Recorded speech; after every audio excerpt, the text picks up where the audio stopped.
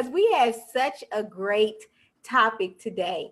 So today we are actually talking about learning how to respect, love, and stand up for oneself. I know the reason why, I'm gonna be honest with y'all, the reason why I decided to talk about this topic because I struggle in this area of standing up for myself in the moment. I'm telling you, I stand up for myself 5 hours later.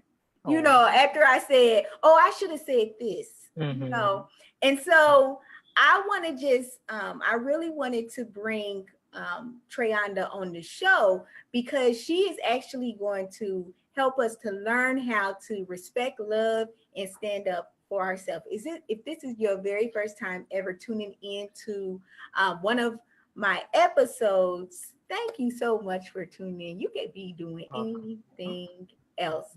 And so make sure you guys are sharing this video. Make sure that you post your questions and comments. Come on over to my page, Martinique Y Brown, so I can actually see your comments and your questions, and I can relay those to Treyonda. So Treyonda, thank you so much for being on the show. My pleasure, my pleasure. Thank you for having me back on the show. You are welcome. You are becoming a regular, and I appreciate that, so people can get to know you more, as well as your services that you offer as a life coach. So Treyonda, if you can go ahead and share with the viewers a little bit more about yourself along with your services that you offer as a life coach. Well, good evening. Once again, thank you for having me on. My name is Treyonda. I am a life transformational coach. I am also a trauma and crisis counselor. I am a serial entrepreneur, also an author and a speaker. And I'm excited about this topic because I hear what you were presenting, and I promise you, this is all new for me because I was one of those as well that had so much I should have said hours after the moment had went by. And walked away wounded, disgusted, depressed, and just ashamed with myself for not speaking up for myself and allowing others to know that I mattered. So that's good. That's so true. That's so true. That is so true. And you hit the nail on the head in saying that, like, you do kind of wound yourself because you start. I can only speak to myself. I'm like, man, Martinique, why didn't you say something? It's kind of like you internalize, you beat up yourself. Like, oh, I'm telling you, girl, you don't let nobody talk to you like that. That's what you say to yourself. Yes. I know that's what I say to myself. So like I said, you all, thank you again for tuning in. Just go ahead and let us know that you're in the house. So we're going to go ahead with our first question. So our first question is, what does self-love actually look like to you?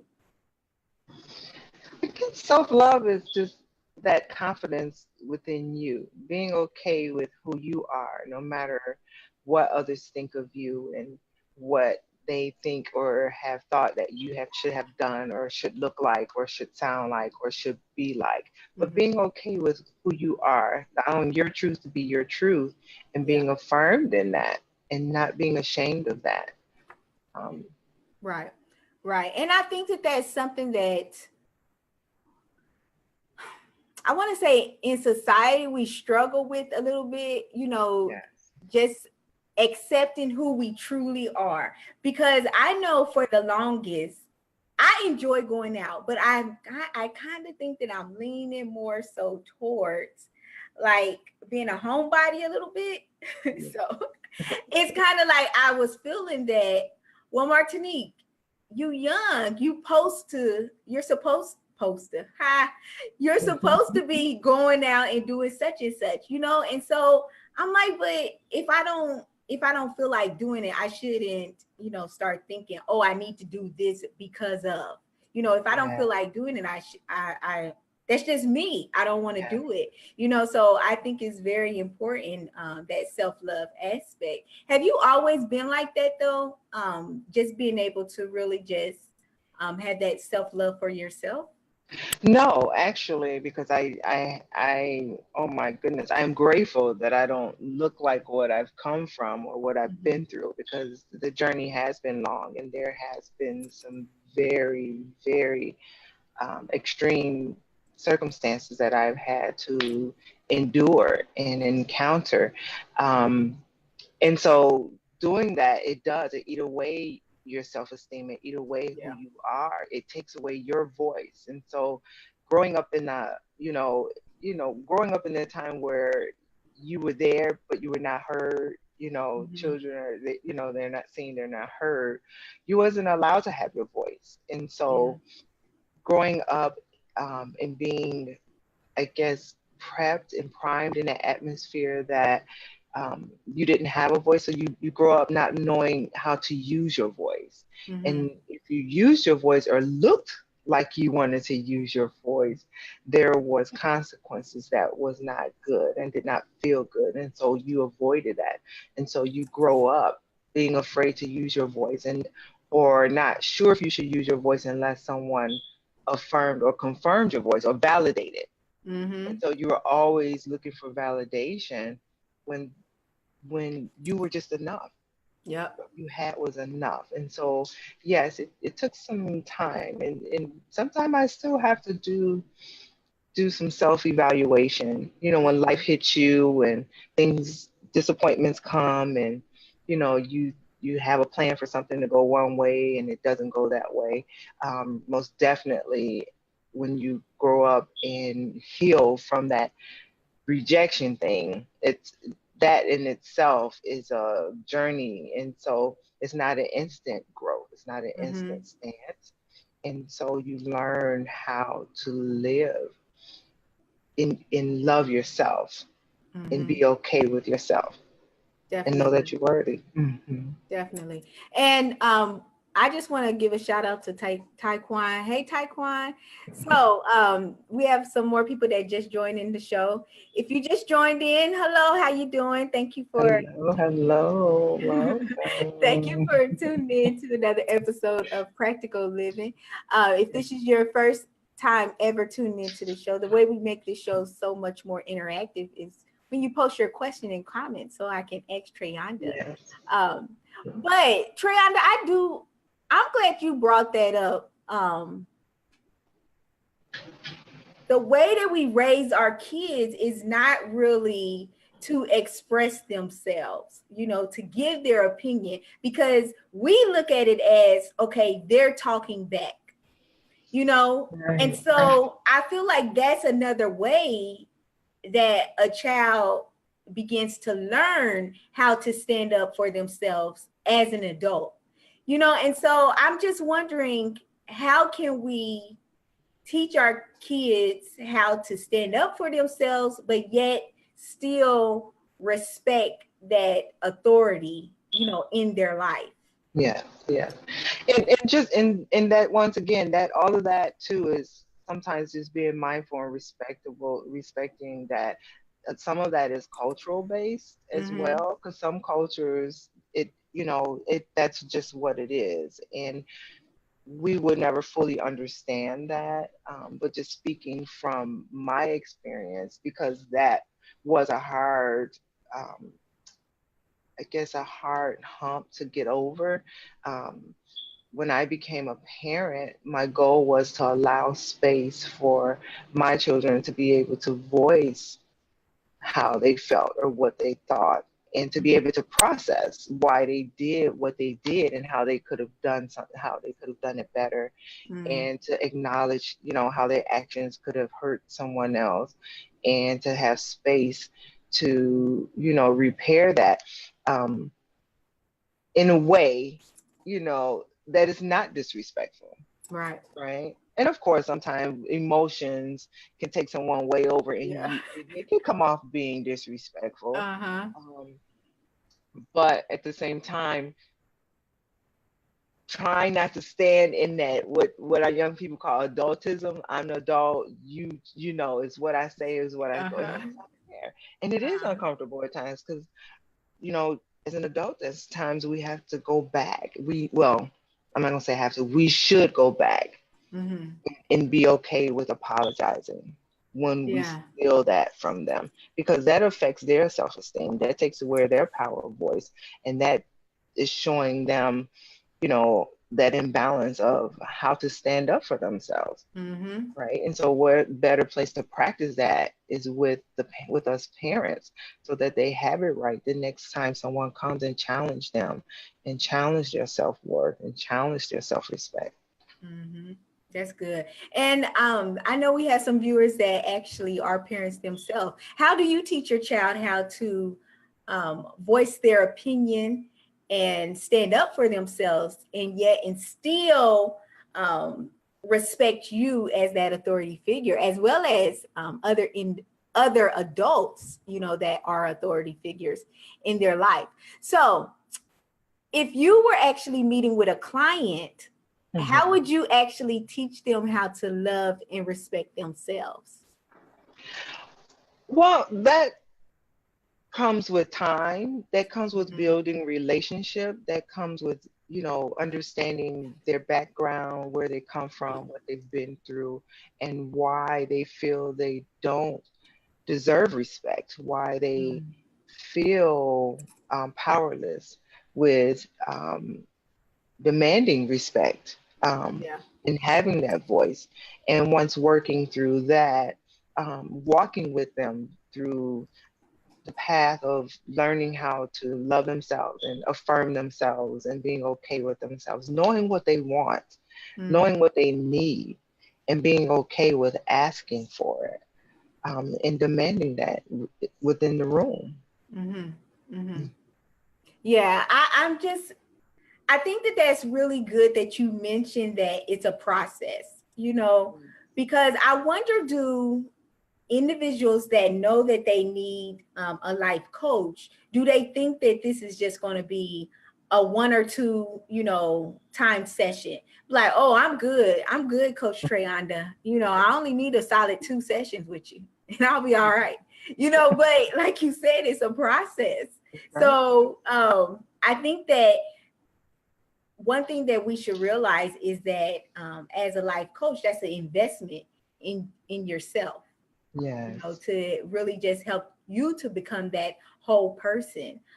So I think that that's really beneficial, that people need to recognize that it may take more than 1 session, people. It's okay. Yes. 1 session, 2 sessions, 3 sessions. So do you think that you can actually teach people how to respect you? Because so many times we'll hear people say, you know, you can't control anybody else's actions. Right. But then on the other hand, we hear people also say you have to teach people how to treat you. What do you think? Well, I guess going back to like a quote I saw earlier, and I kind of jotted down, it was saying the only thing that changes when you insult someone or someone insult you is the level of respect they have for you, or you will have for them. Right. And so that goes back to, you can teach people a way to treat you by setting guidelines, by setting rules. Going back to our other the session that we had previously about boundaries, setting boundaries, but also by the way that you let others around you what is acceptable and what is not acceptable. Right? They may not catch on right away, and that may be something hard, especially if this has been a pattern for someone and they have always treated people that way. But then there comes a time, if you continue to make that part of your relationship, at whatever level, I'm not talking about intimate, but whatever your rapport, your relationship is within that community or that environment, you know, hey, that's not acceptable. And it doesn't have to be rude, and it doesn't have to be mean, and doesn't have to be lack of allowing them to know that they are worthy too, right? But it's just putting that demand on what's okay for you. Yeah. And I think the difficult thing is reacting the appropriate way in the heat of the moment. you know, because emotions sometimes they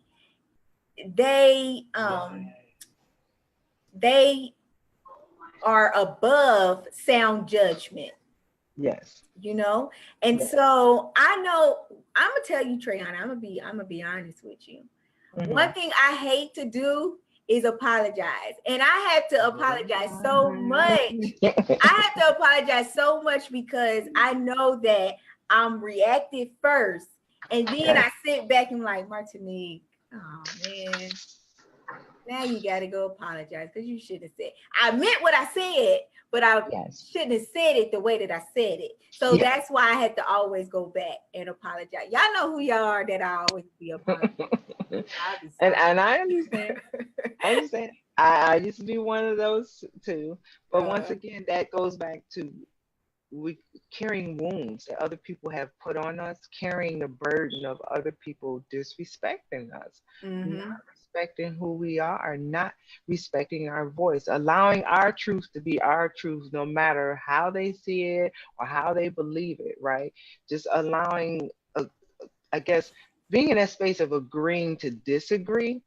And for whatever reason, society does not really nurture that. It doesn't cultivate that unless it's defined or deemed as it being an argument. Yep. Right? Yep. You don't agree with me, so now we're arguing. No, you just don't agree with, and I don't agree, but let's agree not to agree, right? But that doesn't make it wrong. Yep. That just means you have your truth and I have my truth, and we should be okay with that. And I think that that's the thing, though, especially when you're meeting somebody new, where they don't know your personality, they don't know your sense of humor and things like that. You have to have that boldness to tell them up front, you know, no, I don't like when you do such and such, you know, because I've always felt that, you know, if you allow somebody to do something, then they're going to continue to do it. How would they know that it affects you negatively? You know, until you say something to them. But we actually had Taekwon, he actually made a comment. He says, I teach my kids not to just jump into grown people conversations, but to say, excuse me. That's good. That's good. Yeah. You know, I sometimes used to be like, oh, excuse me. My mom be like, don't you see I'm talking? I can say excuse me all I want to. So how would you recommend individuals stand up for themselves in a professional manner to their bosses? Now, I know that's, you know, pretty major because we don't want to get nobody fired, but this is something that you are going to 40 hours a week, 40 plus hours a week, and you want to have that respect from your coworkers, especially your boss as well. What would you say? Yes, and that is a touchy situation. That's a fine line there, and I totally understand that because that has been an experience that I have been living for the last few months, and it has been hard. But just being mindful and trying to respect the position that where they come from, and being mindful of that. And you know, there's times I've apologized where I wasn't even incorrect. But then also, there's a time where there's a mediation that needs to come there, because that's when you have to stand up and say, wait a minute, something's not right. Because whenever you walk away wounded and degraded and humiliated and your character is demeaned, then something's wrong with that. That's the time that you know, there needs to be a sit down and there needs to be some communication, because bullying is not, it's not appropriate in any setting. It's just not. And a lot of times leaders or authoritative figures, they forget and they use that as their tool because they also are wounded. They also have some self-esteem issues. So now they have a tool where they could kind of go in there and push their way and overwhelm and overshadow someone in a way, and forget that that person mattered too. True. right? You know, and so, you know, it's all about communicating. It's all about allowing communication to be one of the top ingredients in any mixture. Um, when you're trying to build something, when you're trying to produce something, when you're trying to create something, and being willing to listen, right? We can communicate all day long, but when your communication is always on the edge to reply Or the defense. right, you're really not listening. Mm-hmm. You know, you're really not listening. Yeah. And I would like to say to our supervisors and managers, you know, that's tuning into the show, you know, really recognize your position of authority, you know, at your job. And I think that those individuals with those type of positions should really be so much more conscious of what they say, how they say it to individuals that they are working with, and that they are actually over, you know, because like I said, nobody wants to work in a place where they feel disrespected, or, you know, that they hate when you come into the room, you know, and so, you know, and so I just feel like, because there has been times at my job where I felt that I had to automatically put my guard up, because I know that this individual is known for being disrespectful, you know, or belittling you, you know, when they talk to you. And so that's how it was, you know. I'm just on like, I'm like, if she say such and such, then this is what I'm gonna come back with, you know. And so I just think that we should be mindful of like our settings, as well as our positions. But have you had to, in the workplace, stand up for yourself in a situation, and how did that work out for you? Yes, especially when you're the new kid on the block, you know, everyone wants to kind of touch the boundaries or stretch the boundaries or see what you're made of or how far they could go or how long they can sit at their desk and give you the orders and you do their work and your work too until you figure it out. Wait a minute, you only get one paycheck, but you just did three people's job. You know, but you want to keep yours. But once again, it just goes to communication. It goes to hopefully that you've walked into an environment that's fair, that's open, that allows space for communication, for those concerns to be voiced so that people can pretty much learn, you know, who you are and could openly hear how you've offended them, or if you were offended, or you didn't understand, or you just misunderstood how they asked you to do something or said something to you. And so that's pretty much sometimes just leaving yourself open to working with what you got. Sometimes, or making a choice. Make yours known. I know, right? You know, but those are those are very touchy situations and environments to be in, because you, once again, you showed up because you know, hopefully it's because of what you love to do. But sometimes you have to do what you have to do, whether you love it or not, because there's a need, right? There's an investor that's going to, you know, invest in your life with that paycheck at the end of those hours. So you have to endure. But in that, you find that place within you. And for me, I always look at everything as an opportunity to find a solution, to find something new within you, to grow you, right? Because a lot of times situations, if you get distracted, it could take away from you. But why not use those things to grow you, to make you better, to build you, to create a stronger, more creative person within you? That's good. You know, where you can have control over those emotions and not allow those emotions to have control over you. That's good. That's good. And so are you on the fence where pull the person to the side if you feel like they were disrespectful, or speak up right then and there because maybe the other individuals that's around you, you want to also teach them how to treat you? What do you think? Well, I mean, there's a time when I was very tender emotionally, like just the wind was like a ouch, and you like ready to, you know, I didn't care. But deep down, it was because there was something within me that was already hurting.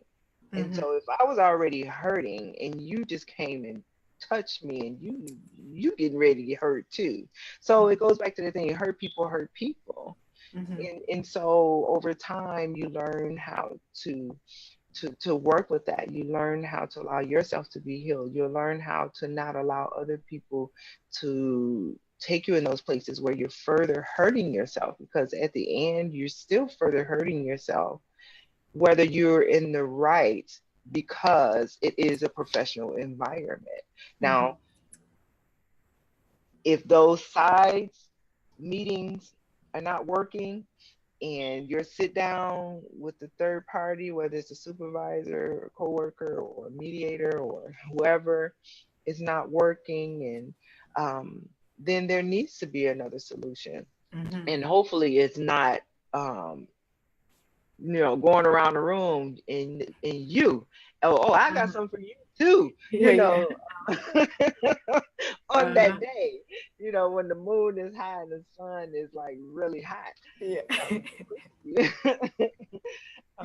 But just being human, right? Because that's who we are. But over time, maturity and just growth, and inner healing of myself, and understanding who I am, and knowing that my self-worth, that I'm worthy of the respect, and learning how to communicate it and not holding it in, and knowing that I do have a voice, whether someone wants to hear it or not. If you can project your voice, then allow me to project mine, and allow my truth to be my truth. That was an ouch. I felt disrespected. Those words hurt me. The way you turned your back on me hurt you, and it's uncomfortable. I just had to hear that from my own, and it wasn't intentional.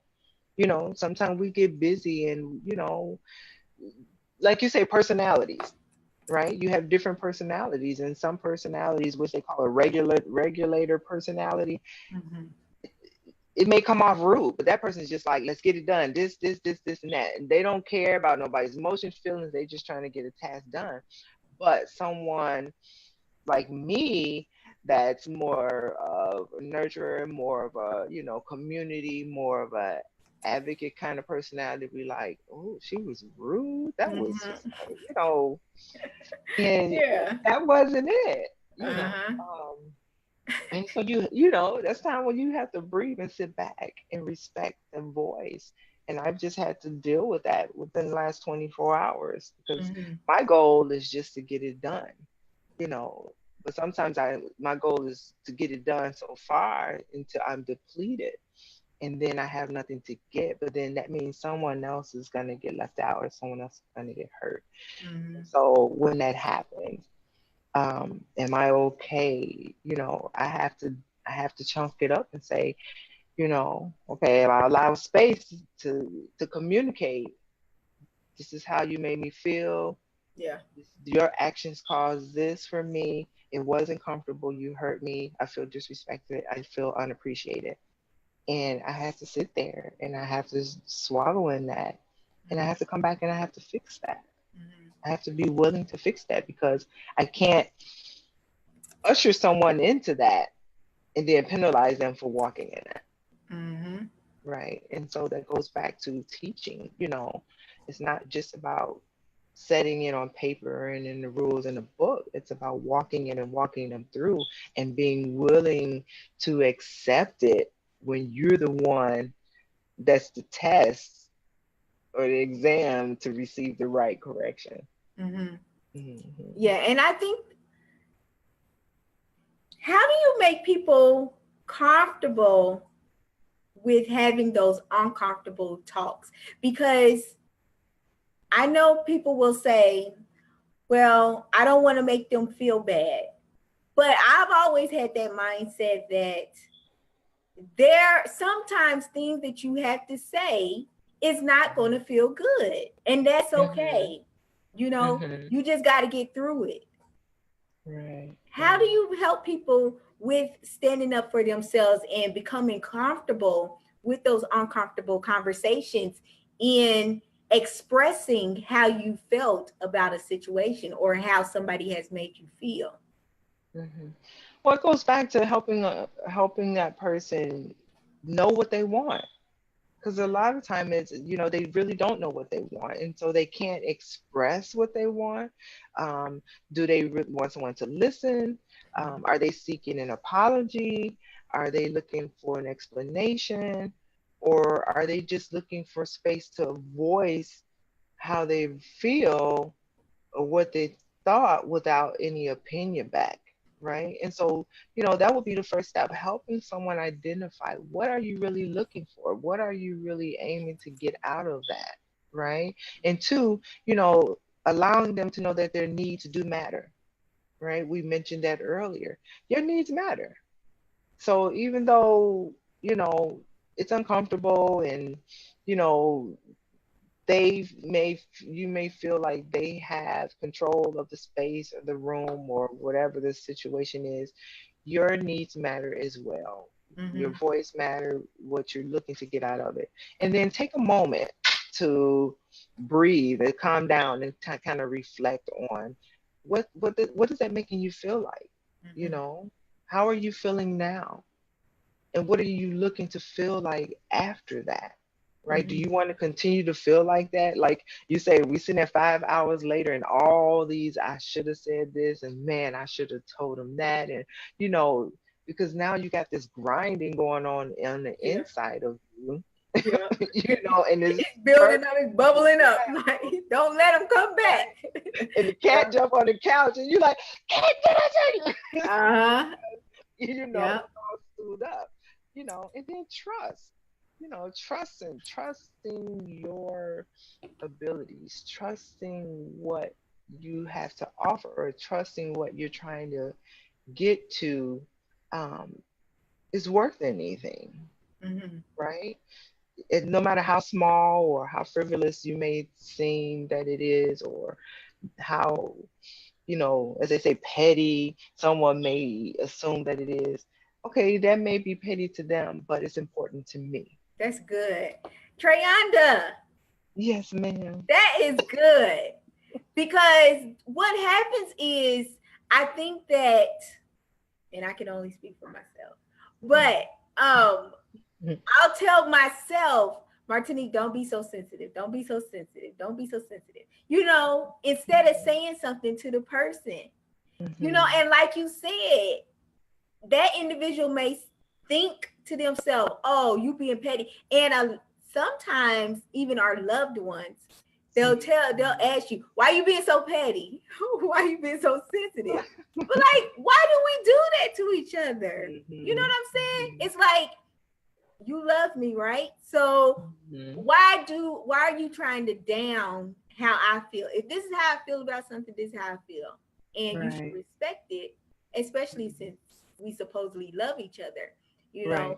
But that's what I wanted to, I'm really glad you said that, because that's one thing that I want viewers to hear. Like, don't try to downplay your feelings if you right. truly feel like something. If you feel like they've offended you about something, it's nothing wrong with expressing how you feel. Right.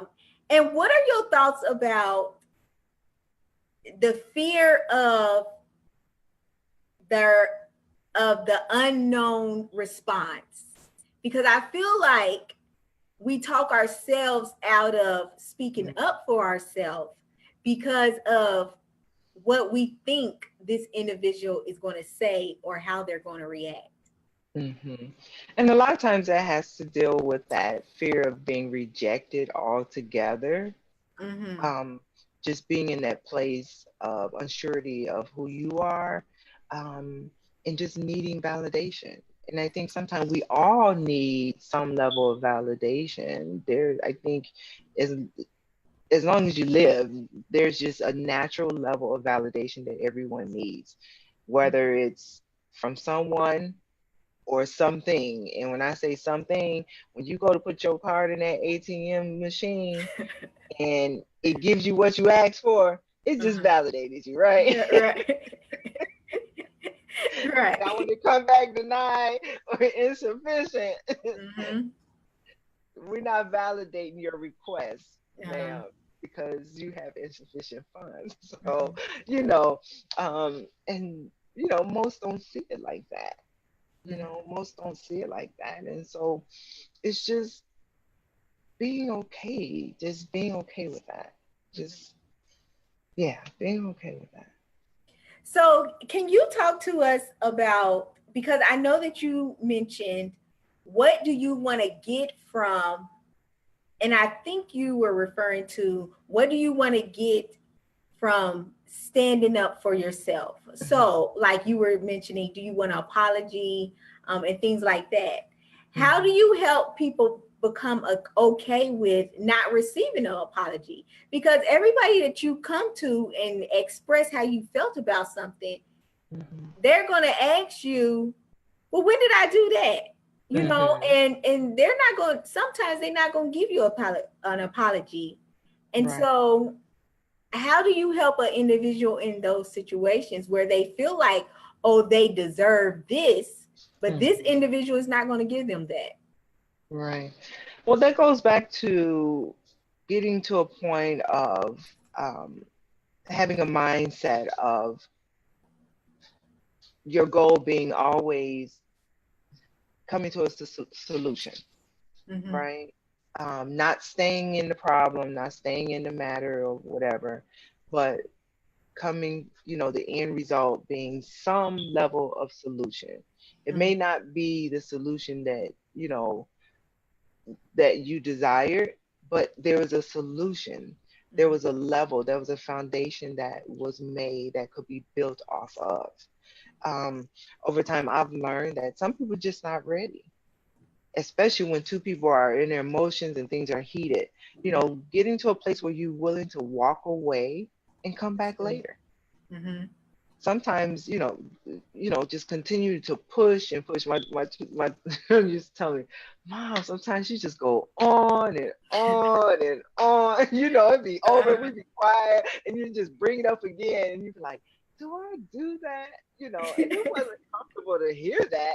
I wanted to make sure they heard it. But I just had to get it all Get out, it make off sure your there was chest. some residue in there. Because I always held things in. But for me, that was my growing into being okay with using my voice. Because I was trained that I could not use my voice. I couldn't make any facial expressions. I could not even react that I had any opinion whatsoever. Right. And that, once again, that was just the culture. I grew up, my stepdad was a police sergeant. So when you have policemen and preachers, it's like, so, that fear, that fear of being rejected or being punished or, Yeah. not being accepted. I think a lot of times that's where that comes from. So healing past that. Yeah. Healing past that. Yeah. And I think that there's a sense of empowerment, when you do stand up for yourself, and you may not have gotten the results that you wanted, but internally you feel like, man, I'm so happy I said something. Because I know that's how I feel after I have spoken up for myself. And so viewers, I do encourage everyone to stand up for themselves. And the reason why another reason why I wanted to talk about this topic is because so many times I see people in these relationships that really don't speak to an individual showing them love or showing them respect. And then I always have to question, how much does this individual truly love themselves that they would allow somebody to treat or talk to them in a certain manner? I've never understood that. I understand in relationships, you're not always going to, have your moments of sunshine. But I think that there should be always a level of respect, even in that midst of disagreement. Right. So what are your thoughts about that? Do you feel that the way that somebody constantly treats me is self-reflected on how I love and respect myself? Okay, well, there's a couple ways that could go. Because once again, in all due respect to where some cultures, that's just the way it is, right? The man has the voice and the say so, and the woman just follows, right? No matter how aged you are, you just never disagree or show any inkling that you have any disagreement or retaliation against what your parents say, right? So we know in some cultures that's what it is. When we talk about cultures itself, because respect is one thing, but skill set is another thing, right? And so do we practice those skills of communication? Do we talk about those what's healthy in a relationship and what's not healthy in a relationship? Most times, no. The top of the list is once again, the control, the money, it's the what you get out of it, right? The physical, the intimate, the emotional. It's never a direct highlight on healthy communication. And a lot of times relationships are breaking down, not because, we could say that the bank accounts was off or, the intimacy wasn't right. But a lot of time it's all about the communication, because you know what? Somebody went along with it for so long till one day they say enough is enough. But why didn't you say something before enough was enough? Right? And until it was just out of control and overwhelmed. And then you have the other hand, because people say that all the time when we talk about relationships and how, and you see that written in you see that in some studies, and you see some people have that assumption. And a lot of times that is assumption in relationships, especially those imbalanced relationships where someone is constantly taking the verbal lashings and abuse or never allowed to have a voice. That is something totally different. Yes, at some point, it does have a lot to do with their self-worth and their self-esteem. But I promise you, it didn't start like that, right? They're not allowing it because that's where they are. Because no one gets involved in a relationship with a tag on their forehead and on their chest saying, you will never have a voice. I am totally controlling. Right? And a lot of times those imbalances, it has nothing to do with that person starting out. It has to do with the person that's giving, or we could say the perpetrator. They just have an issue with control. And so eventually over time, all the finessing and the manipulating and the caressing and all the love and dove is slowly sucking all the voice out of an individual until they feel like they don't have a voice. Like, you know, this person deserves it. You know, they've been made to feel like it's their fault that, Yeah. or that they're doing something wrong if they say, hey, that didn't feel good, or, you know, you didn't have to talk to me like that, or, you know, you have some that come in and they start, and as soon as you say something, oh, I don't argue, and you're like, this is not an argument. Yeah. You said something and I'm just trying to address what you said, but because you don't want me to address what you said, Yeah. you're saying it's an argument. Okay, we're going to agree to disagree. This is a bunch of foolishness, but at the end of Uh, the day, right? But yeah, we can, you know, we can have a little humor in that. But in all honesty, right, it had nothing to do with that person. And a person can go through that for so long that it's like, what's the point? It's a never ending battle because the mind games that have gone on that have manipulated them out of having that voice, it's like, you know, it has nothing to do with that person.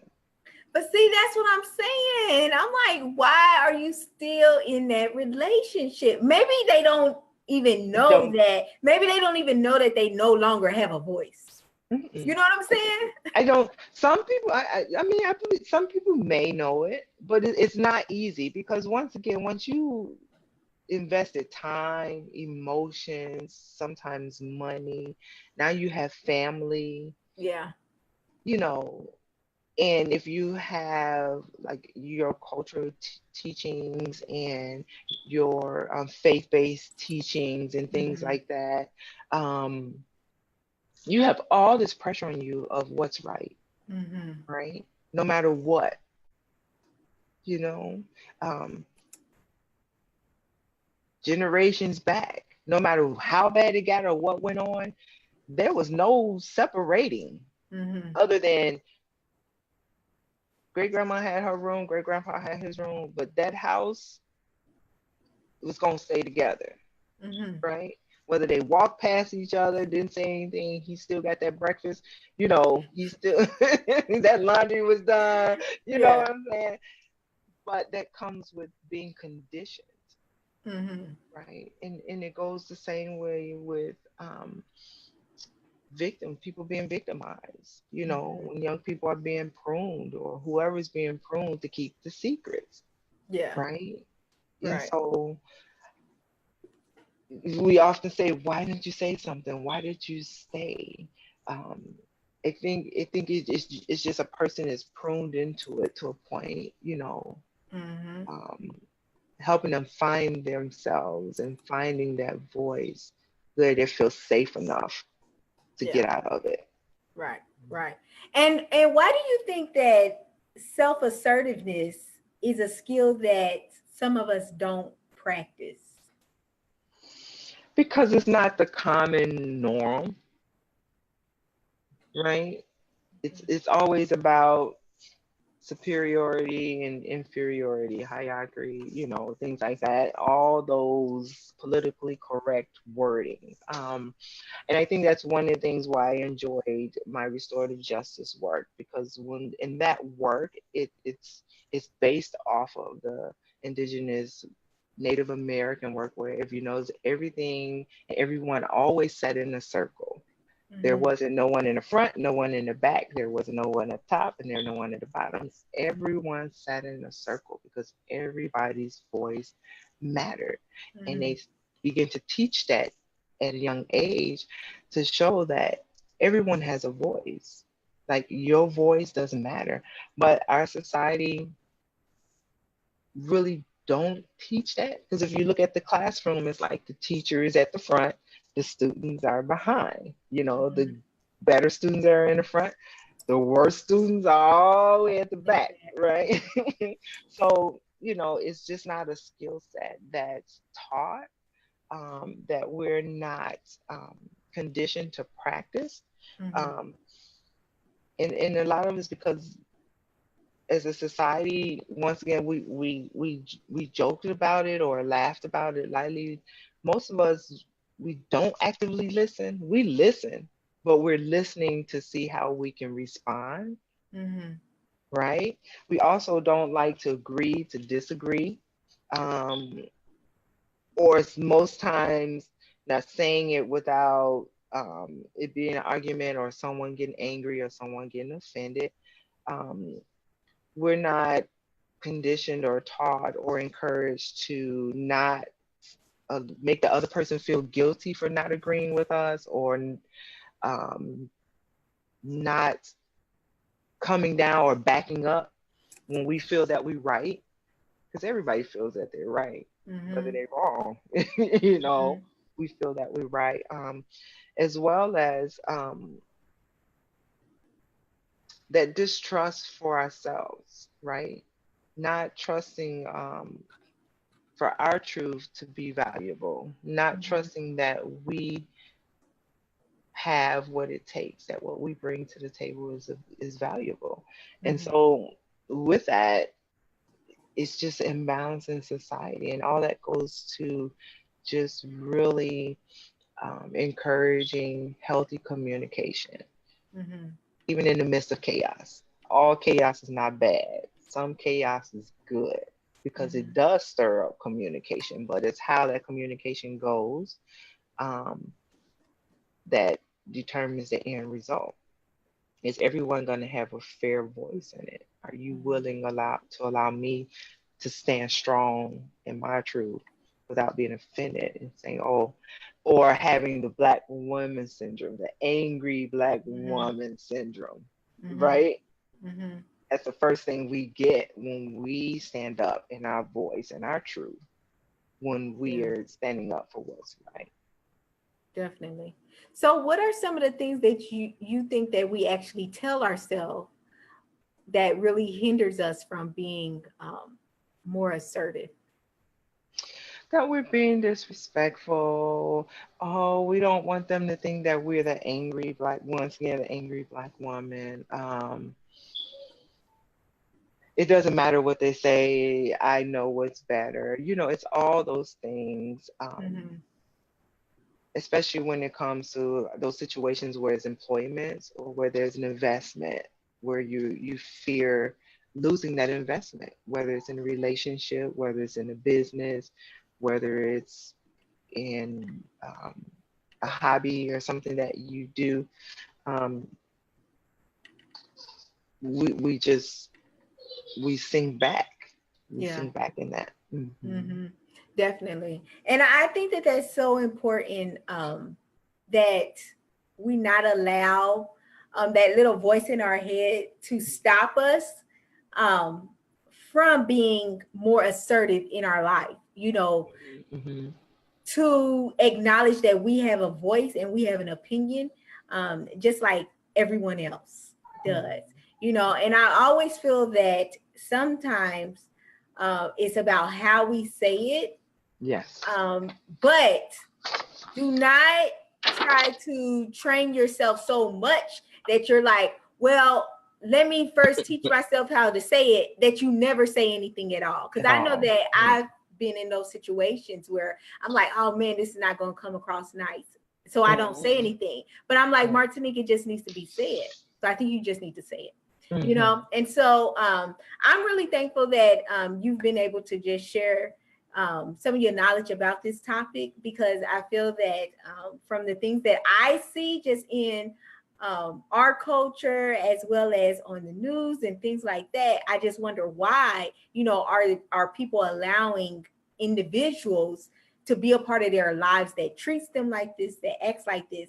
And I just wonder if it boils down to that love, respect, and that worthiness that that individual feels that they have for themselves. And so that's why I'm really just thankful that we was able to talk about this today. Hopefully you all, that I hope that this really just helped you in some area in your life. If you feel that you know somebody that maybe even struggles with loving or respecting themselves, or even speaking up for themselves, just go ahead and share this video to their page right now. And don't take offense if somebody shared this to your page, but but if somebody shared it to your page, go ahead and share the love and share it to somebody else's page. as well. Again, make sure that you follow Treyonda's Facebook page as well as her Instagram page, and follow my Instagram page and my YouTube channel, Martinique the Storyteller. If you truly enjoy all of my shows, make sure that you visit my GoFundMe page so that I can continue to produce more shows like this. Any gift amount is helpful. So I hope that you all have a great night. And Treyonda, you have a great night as well. Bye-bye. Bye-bye.